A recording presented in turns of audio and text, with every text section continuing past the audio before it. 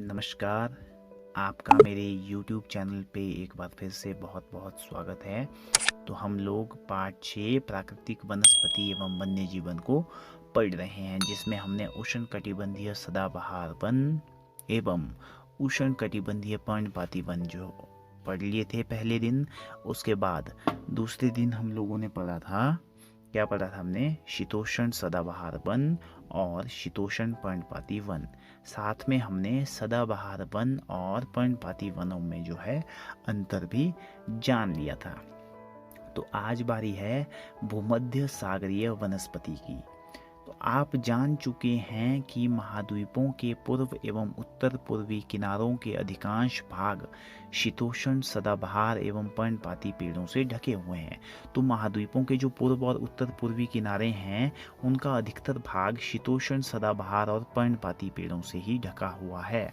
महाद्वीपों के पश्चिमी एवं दक्षिण पश्चिमी किनारे भिन्न हैं। यहाँ भूमध्य सागरीय वनस्पतियाँ पाई जाती हैं। यह अधिकतर यूरोप, अफ्रीका एवं एशिया के भूमध्य सागर के समीप वाले प्रदेशों में पाई जाती है, इसलिए इसका यह नाम पड़ा। तो भूमध्य सागरीय वनस्पति कैसे इसका नाम पड़ा? क्योंकि ये यूरोप, अफ्रीका एवं एशिया के भूमध्य सागर के समीप वाले जो प्रदेश है वहाँ पाए जाते हैं। तो इसी वजह से जो है इस वनस्पति का नाम भूमध्य सागरीय वनस्पति पड़ा। ठीक है। ये वनस्पतियां भूमध्य सागर के बाहरी प्रदेशों जैसे संयुक्त राज्य अमेरिका के कैलिफोर्निया, दक्षिण पश्चिमी अफ्रीका, दक्षिण पश्चिमी दक्षिण अमेरिका एवं दक्षिण पश्चिमी ऑस्ट्रेलिया में भी पाई जाती है। इन प्रदेशों में गर्म शुष्क ग्रीष्म एवं वर्षा वाली मृदु शीत ऋतुएं होती है।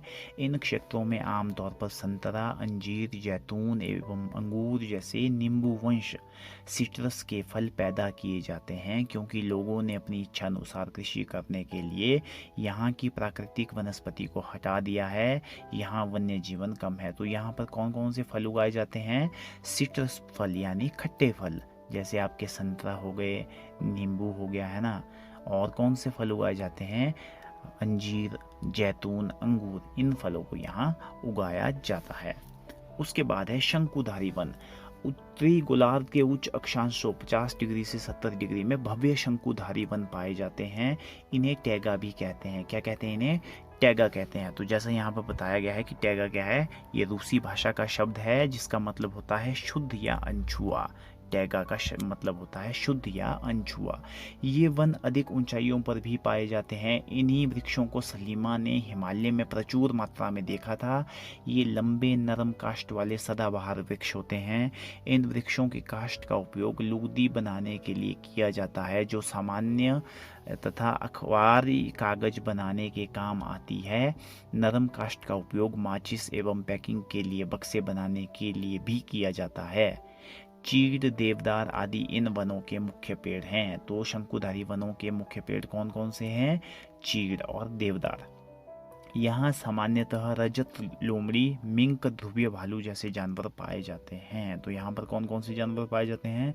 रजत, लोमड़ी, मिंक, ध्रुवीय भालू जैसे जानवर भी यहाँ पाए जाते हैं शंकुधारी वन में। जैसे शंकुधारी वन ऐसे होते हैं, ठीक है। तो इनकी जो पत्तियाँ वो कैसी होती हैं?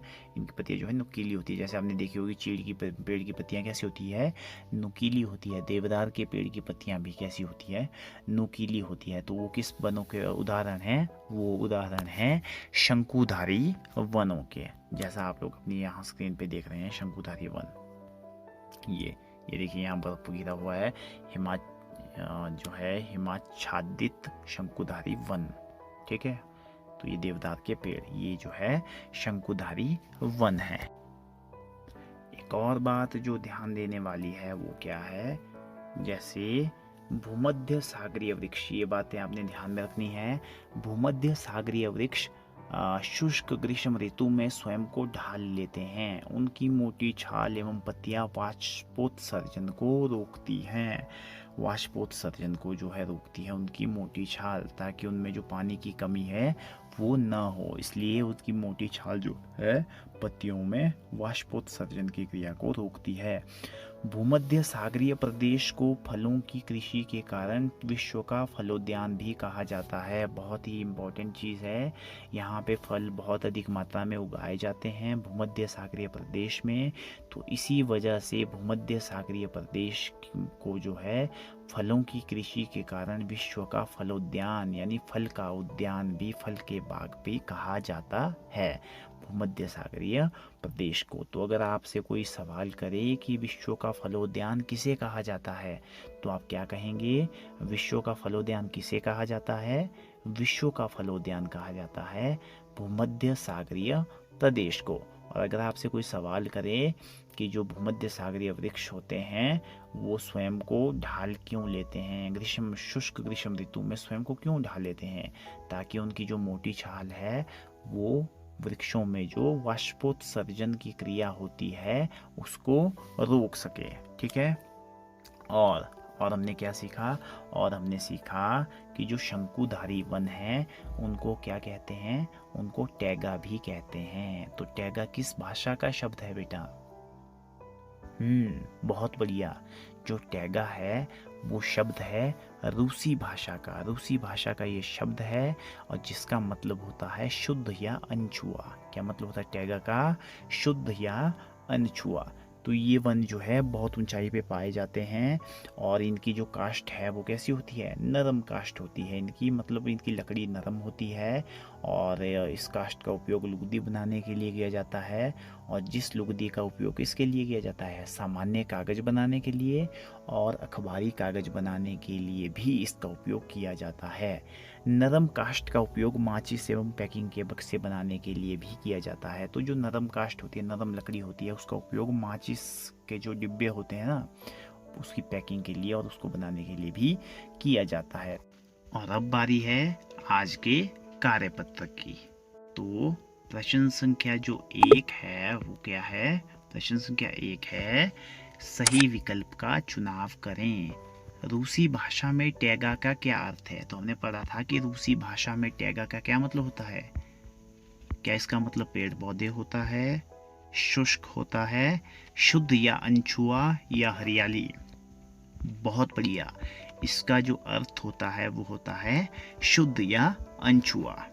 फिर ख है, विश्व में कुल कितने महाद्वीप हैं? तो विश्व में कुल कितने महाद्वीप हैं? विश्व में कितने महाद्वीप हैं बेटा? बहुत बढ़िया। विश्व में 7 महाद्वीप हैं।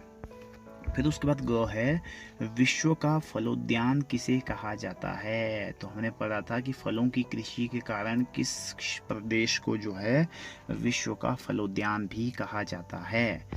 तो आपके ऑप्शन है उष्ण कटिबंधीय प्रदेश को, भूमध्य सागरीय प्रदेश को, शीतोष्ण प्रदेश को, या उपरोक्त में से कोई नहीं।